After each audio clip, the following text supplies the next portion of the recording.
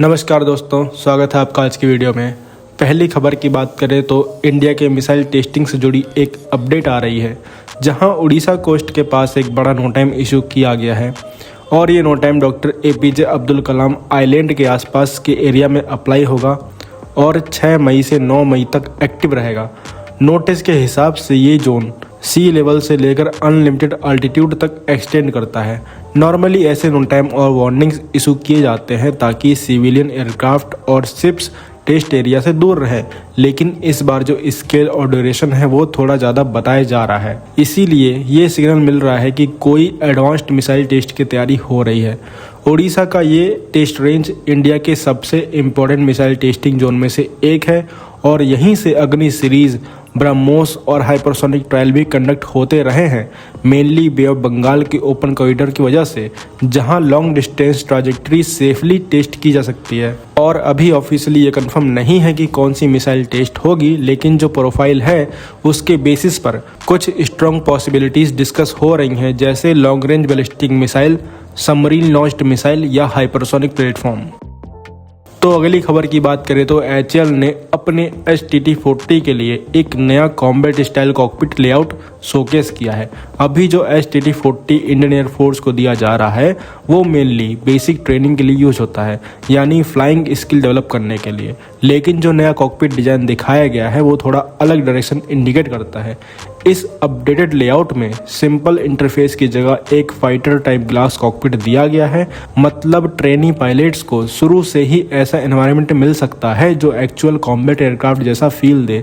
और कॉकपिट के सेंटर में मल्टीपल लार्ज डिजिटल डिस्प्लेस दिए गए हैं, जहां फ्लाइट डेटा, नेविगेशन और टेक्टिकल इन्फॉर्मेशन एक साथ शो होती है। ये सेटअप बिल्कुल वैसे ही डिजाइन किया गया है जैसे मॉडर्न फाइटर जेट्स में होता है, जहां पायलट को एक ही टाइम पर काफ़ी इन्फॉर्मेशन हैंडल करनी पड़ती है। और एक बड़ी स्क्रीन भी इंक्लूड की गई है जो नेविगेशन, मैपिंग और मिशन प्लानिंग के लिए यूज हो सकती है। और side displace engine health, flight parameters और सिचुएशन अवेयरनेस डेटा दिखाते हैं। सबसे नोटिसेबल फीचर है HUD यानी हेड अप डिस्प्ले। इसका मतलब ट्रेनी पायलट को हेड अप फ्लाइंग का एक्सपीरियंस मिलता है, जहां वो कॉकपिट के नीचे देखने के बजाय सीधा सामने देखते हुए टारगेटिंग और फ्लाइट डेटा रीड कर सकते हैं। कंट्रोल्स का लेआउट भी कॉम्बैट स्टाइल रखा गया है, जहां हॉटस कॉन्सेप्ट फॉलो होता है, यानी पायलट थ्रॉटल और स्टिक से ही मैक्सिमम कंट्रोल्स हैंडल कर सके बिना हाथ हटाए। ये हाई वर्कलोड सिचुएशन के लिए ट्रेनिंग को रियलिस्टिक बनाता है। सिंपल टर्म्स में बोले तो HAL ये एक्सप्लोर कर रहा है कि STT-40 को सिर्फ बेसिक ट्रेनर तक लिमिटेड ना रखा जाए, बल्कि उसे अभी से फ्यूचर रेडी बनाया जाए।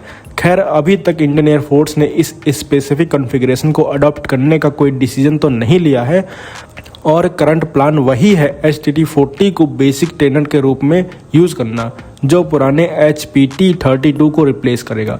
लेकिन जो नया कॉकपिट कॉन्सेप्ट है वो क्लियरली दिखाता है कि फ्यूचर में अगर रिक्वायरमेंट आए तो STT-40 को एक और लेवल तक अपग्रेड करके ज़्यादा एडवांस्ड ट्रेनिंग रोल्स के लिए भी यूज किया जा सकता है। अगली खबर की बात करें तो लखनऊ बेस्ड स्टार्टअप होवरइट अपने दिव्यास्त्र MK2 पर धीरे धीरे प्रोग्रेस कर रहा है और कंपनी ने रिसेंटली इसका व्हीकल से लॉन्च करके टेस्ट किया है। इससे पहले ग्राउंड ट्रायल्स हो चुके थे और अब यह स्टेप दिखाता है कि सिस्टम अब रियल डिप्लॉयमेंट टाइप कंडीशंस की तरफ मूव कर रहा है। दिव्यास्त्र MK2 साइज और कैपेबिलिटी दोनों टर्म्स में काफ़ी अलग लगता है। इसका विंग स्पैन अराउंड 3.2 मीटर्स बताया जा रहा है, जो इसे नॉर्मल छोटे लोइटरिंग ड्रोन से काफ़ी बड़ा बनाता है। रेंज और इंडोरेंस इसका मेन हाईलाइट है। लगभग 1500 से 2000 किलोमीटर तक का रीच और 8 से 12 घंटे तक हवा में रहने की कैपेबिलिटी। मतलब ये सिर्फ शॉर्ट रेंज स्ट्राइक के लिए नहीं, बल्कि लॉन्ग डिस्टेंस मिशन के लिए भी डिज़ाइन किया जा रहा है। स्पीड भी बैलेंस्ड रखी गई है। नॉर्मल फ्लाइट में अराउंड 180 किलोमीटर पर आवर और फाइनल अटैक फेज में काफ़ी ज़्यादा स्पीड अचीव कर सकते हैं। पेलोड कैपेसिटी 50 से 100 kg के बीच बताई जा रही है, जिससे अलग अलग रोल्स पॉसिबल हो सकते हैं, चाहे स्ट्राइक हो या सर्विलांस टाइप मिशंस। अब जो व्हीकल बेस्ड लॉन्च हुआ है उसका सिंपल मतलब ये है कि सिस्टम को इजीली मोबाइल प्लेटफॉर्म से डिप्लॉय किया जा सकता है। आगे कंपनी रॉकेट असिस्टेड लॉन्च पर भी काम कर रही है, जिससे रनवे की ज़रूरत और कम हो जाएगी। इसमें AI बेस्ड कोऑर्डिनेशन पर भी फोकस है, जहां मल्टीपल ड्रोन्स एक साथ काम कर सकते हैं। साथ ही कंट्रोल सिस्टम्स को इंडियन ही रखा जा रहा है ताकि डिपेंडेंसी कम रहे। अगली खबर की बात करें तो इंडिया और आर्मेनिया के बीच एक इंटरेस्टिंग डिफेंस डिस्कशन सामने आई है, जहां आर्मेनिया अपने SU-30SM फाइटर जेट्स को अपग्रेड करने के ऑप्शंस एक्सप्लोर कर रहा है। तो रिपोर्ट्स के मुताबिक आर्मेनिया ने इंडिया के अस्त्र MK-1A मिसाइल को अपने SU-30SM फ्लीट पर इंटीग्रेट करने पर बात शुरू की है। ये पहला राउंड ऑफ डिस्कशन माना जा रहा है।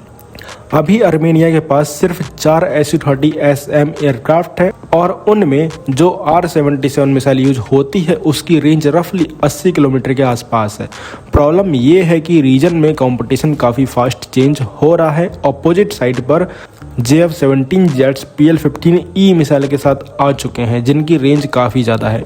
इसी गैप को फिल करने के लिए आर्मेनिया अब better long range missile options देख रहा है।